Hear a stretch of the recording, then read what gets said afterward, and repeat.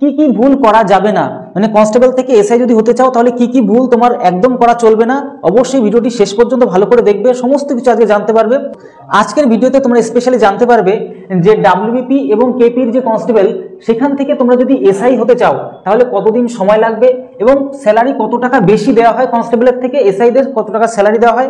এছাড়া তোমাদেরকে বিভিন্ন ধরনের আজকে তোমাদের যে সমস্ত কোয়ারিজগুলো ছিল সমস্ত কিছু আজকে তোমাদেরকে বলবো। যেরকমটা তোমরা দেখতে পাচ্ছ, কনস্টেবল থেকে এসআই যদি হতে চাও তাহলে কতদিন তোমার সময় লাগবে, কি ভুল করা যাবে না, মানে কনস্টেবল থেকে এসআই যদি হতে চাও তাহলে কি ভুল তোমার একদম করা চলবে না।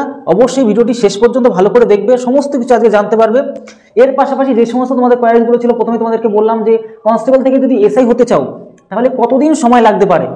2 নম্বর যে পয়েন্টটা রয়েছে, ডাইরেক্ট কনস্টেবল থেকে কি এএসআই মানে হতে পারবে কি, সেটা কি হওয়া সম্ভব।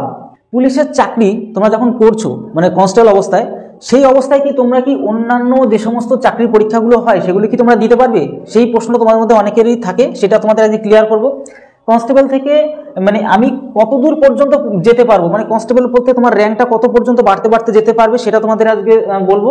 সমস্ত ডিটেলে আলোচনা, সমস্ত রিসার্চ করে ভিডিওটা বানিয়েছি। তোমাদের এই ভিডিওটা দেখলে তোমাদের এসব বিষয় নিয়ে কোনো কনফিউজই থাকবে না, ঠিক আছে। তাহলে দেখো, আর যে সমস্ত প্রশ্নগুলো ছিল, আমি তো মাধ্যমিক পাস, কাঁধে কি স্টার আমার হবে কি, মানে স্টার বলতে এসআইদের যে স্টারগুলো হয় কাঁধে 1, 2, 3টে স্টারগুলো হয় সেগুলি কি তুমি পড়তে পারবে, এটা তোমাদের মধ্যে অনেকেরই কোয়েশ্চেন আছে, সেটা তোমাদের ক্লিয়ার করবো আজকে। কনস্টেবল থেকে এসআইয়ের যে স্যালারিটা মানে কত টাকা, মানে যদি তুমি এসআই হয়ে যাও তাহলে সেক্ষেত্রে কত টাকা, এবং যদি প্রমোশন ভাবে তুমি যদি এসআই হও সেক্ষেত্রে তোমার কত টাকা, সমস্ত কিছু আজকে তোমাদের কোয়ারিজগুলো ক্লিয়ার করবো। এর পাশাপাশি অনেক ছোট ছোট ব্যাপার আছে, সেগুলো তোমাদেরকে একদম সমস্ত কিছু ক্লিয়ার করবো, যাতে এই যে তোমাদের মধ্যে যে সমস্ত কোয়ারিজগুলো বা যে সমস্ত ডাউটগুলো আছে সমস্ত আজকে ক্লিয়ার হবে। দেখো, এক এক করে তোমাদেরকে বলছি। দেখো, কি ভুল করা যাবে না, মানে তুমি যদি ডাব্লিউপি মানে ওয়েস্ট বেঙ্গল পুলিশ হও অথবা কেপি মানে অর্থাৎ কলকাতা পুলিশ হও, সেখানের যে কনস্টেবল সেখান থেকে তুমি যদি এসআই হতে চাও তাহলে তোমার কি ভুল করা যাবে না সেটা প্রথমত ভালো করে দেখে নাও। দেখো, একদম প্রথম যে প্রশ্নটা রয়েছে, কনস্টেবল থেকে এসআই কতদিন পরে হতে পারবে, এটা বিশাল বড় একটা তোমাদের যে ডাউট, সেটা তোমাদের ক্লিয়ার করে দিচ্ছি।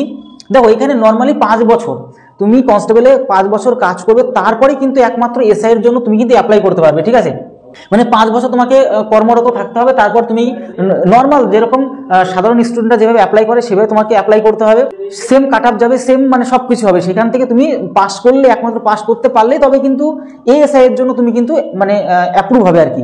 এএসআই মিনস কি, আরো ডিটেলসে তোমাদের বলছি। তোমাদের কোনো কিন্তু ডিপার্টমেন্টাল ব্যাপার থাকে না এখানে, নর্মাল স্টুডেন্টের মতন তোমাদেরকে অ্যাপ্লাই করতে হবে, সমস্ত কিছু করতে হবে, কিন্তু ডিপার্টমেন্টাল ভাবে কি করে কি হয় সমস্ত কিছু একটু অপেক্ষা করে সব বলছি।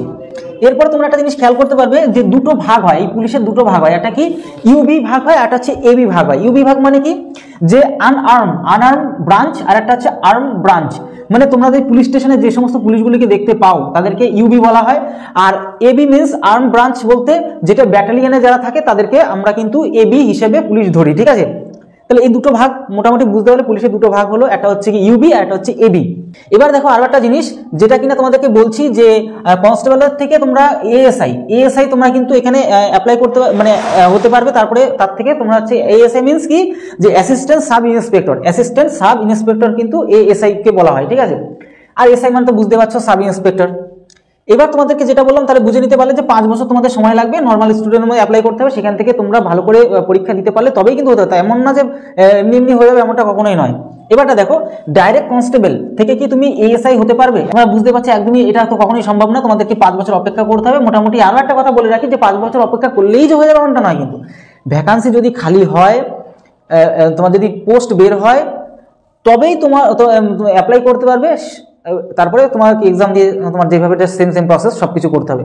মানে বুঝতে পারলে ভ্যাকান্সির জন্য অপেক্ষা করতে হবে তোমাকে, মানে এক কথা 5 থেকে 7 বছর তোমাকে কিন্তু অপেক্ষা করার পর তারপর তুমি এএসআই হতে পারবে। তারপরে ধীরে ধীরে প্রসেসের মাধ্যমে এএসআই থেকে তুমি ভালো, এএসআই থেকে এসআই তোমার প্রমোশনের মাধ্যমে হচ্ছে, অর্থাৎ কি এএসআই টু এসআই, এএসআই থেকে তুমি এসআই যদি হতে চাও তাহলে তো অবশ্যই ডিপার্টমেন্টাল ভালো যদি কাজ করো তাহলে সেখানে তোমার র্যাঙ্ক অনুযায়ী তোমাকে সেটা কিন্তু এএসআই করে দিচ্ছি, ঠিক আছে। ওখানে কোনো এক্সাম তোমার দিতে হবে না। এবার পুলিশের চাকরি চলাকালীন তুমি কি অন্য সমস্ত পরীক্ষা দিতে পারবে কি, অবশ্যই দিতে পারবে, তবে হ্যাঁ তোমার কিছু পারমিশন নিতে হবে। সেটা কি পারমিশন তোমরা একটু দেখে নাও। সেই পারমিশনটা হচ্ছে গিয়ে এনওসি পারমিশন, মানে কি নো অবজেকশন সার্টিফিকেট। এইটা তখনই দেবে যখন দেখবে যে তুমি ধরো কনস্টেবলে সার্ভিস করছো বা এসআই সার্ভিস করছো, সেখান থেকে যদি ভালো লেভেলে, তার থেকে হাই লেভেলে যদি জব করতে আসো তবেই কিন্তু তোমাকে কিন্তু এনওসি দেবে, না হলে কিন্তু দেবে না। যদি সেম লেভেলের চাকরি হয় তাহলে সেক্ষেত্রে কিন্তু দিতে চায় না সচরাচর, ঠিক আছে। এটা তোমাদের একটু মাথায় রাখতে হবে বিষয়টা।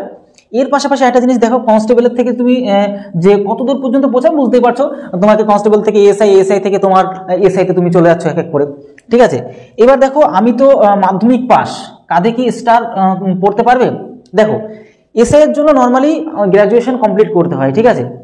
তুমি যখন কনস্টেবল থাকছো সেখানে তুমি ওপেন যে ইউনিভার্সিটিগুলো আছে সেখান থেকে তুমি গ্র্যাজুয়েশনটা কমপ্লিট করে নেবে, বাস তাহলে তোমার হয়ে যাচ্ছে, ঠিক আছে। হয়তো কিছু টাকা খরচ হবে, তো সেইভাবে তোমরা গ্র্যাজুয়েশনটা কমপ্লিট করে নেবে। তারপরে তো বুঝতেই পারছো এসআই হলে তোমার স্টার পড়ে যাবে। তুমি যখন ভালো ভালো আরো ভালো কাজ করতে তোমার একটা স্টার থেকে দুটো থেকে তিনটে তোমার স্টার পড়ে যাবে ওখানে। এবার যে কনস্টেবল থেকে তুমি এসআই এর যে স্যালারিটা তুমি যদি ডাইরেক্ট তুমি ভর্তি হও, মানে ডাইরেক্ট যদি রিক্রুটমেন্টের মধ্যে তুমি এসআই হয়ে যেতে পারো, তাহলে সেক্ষেত্রে কিন্তু কনস্টেবলের থেকে এসআই এর যে স্যালারিটা 9,000 থেকে 10,000 টাকা বেশি থাকে। কিন্তু কি যদি তুমি প্রমোশন হয়ে তুমি যদি এসআই হও, ঠিক আছে, সেক্ষেত্রে কিন্তু এই নর্মাল যে একটু বেশি হয় আর কি। নর্মাল যারা ডাইরেক্ট এসআই হয়ে যায় তাদের থেকে একটু বেশি স্যালারি হয়, বেশি কিছু না, 2-3 হাজার টাকা বেশি হয়, ঠিক আছে। তো এই টোটাল বিষয়টা তোমাদেরকে একদম ডিটেলসে আলোচনা করলাম। এক কথায় যে সমস্ত কোয়ারিজগুলো তোমাদের ছিল সমস্ত কিছু ক্লিয়ার করে দিলাম। মানে ডাব্লিউপি আর ডাব্লিউপিপি হোক অথবা কেপি, সেক্ষেত্রে কনস্টেবল যদি থাকো, সেক্ষেত্রে এসআই যদি হতে চাও তাহলে তোমার কত সময় লাগবে এবং তার পাশাপাশি স্যালারিটা কত লাগছে, স্যালারি কত হচ্ছে, কত বেশি হচ্ছে, সমস্ত ডিটেলে আলোচনা। এরপরেও যদি তোমাদের মধ্যে কোনো রকম ডাউট থাকে বা কোয়ারিজ থাকে, অবশ্যই কমেন্ট বক্স ওপেন থাকছে, সেখানে একদম বিন্দাস বলতে পারো, কোনো রকম সমস্যা নেই। আমি যত দূর পারবো সম্ভব সমস্ত অ্যান্সার তোমাদের কোয়ারিজগুলো ক্লিয়ার করার চেষ্টা করবো। তাহলে ভিডিওটি আজকে এলো, তত সময় ভালো থেকো, সুস্থ থাকো। এর পাশাপাশি অবশ্যই প্রত্যেককে তোমাদেরকে বলবো আমাদের টেলিগ্রাম চ্যানেলে প্রত্যেকে, একজনও মিস করবে না, প্রত্যেকে টেলিগ্রাম চ্যানেলে যুক্ত হয়ে যাবে। তার কারণ ছোটোখাটো সমস্ত আপডেটগুলো আমি কিন্তু টেলিগ্রাম চ্যানেলে প্রোভাইড করে থাকি, তাই কেউ মিস করবে না। তোমাদের ডাব্লিউপি কেপি হোক, মানে স্টেট লেভেলের এক্সাম হোক আর সেন্ট্রাল লেভেলের এক্সামই হোক না কেন, এবং যে সমস্ত ধরনের নোটিফিকেশন ছোটোখাটো হয়, প্রত্যেকটা ভিডিও তো বানানো কখনো সম্ভব না, সেক্ষেত্রে অবশ্যই ছোটোখাটো যে নোটিফিকেশনগুলো আমি টেলিগ্রাম চ্যানেলে দিয়ে দিই, সেখানে প্রত্যেকে যুক্ত হয়ে যাও, অবশ্যই যুক্ত হয়ে যাও। এর পাশাপাশি তোমাদেরকে অঙ্কের ভিডিও দিচ্ছি প্রত্যেক দিন, সেই ভিডিওগুলো প্রত্যেকটা সম্পূর্ণ হাই ইম্পর্টেন্ট প্রশ্ন, প্রত্যেকটা প্রশ্ন কিন্তু পরীক্ষা চলে আসবে সেই ডাটা অনুযায়ী। তো অবশ্যই প্রত্যেকে দেখে নেবে। তোমাদের আপাতত এখনো পর্যন্ত মোটামুটি 11টা বা 10টা প্র্যাকটিস করানো হয়েছে, প্রত্যেকটা হাই ইম্পর্টেন্ট প্রশ্ন, ওগুলি কেউ মিস করবে না কিন্তু।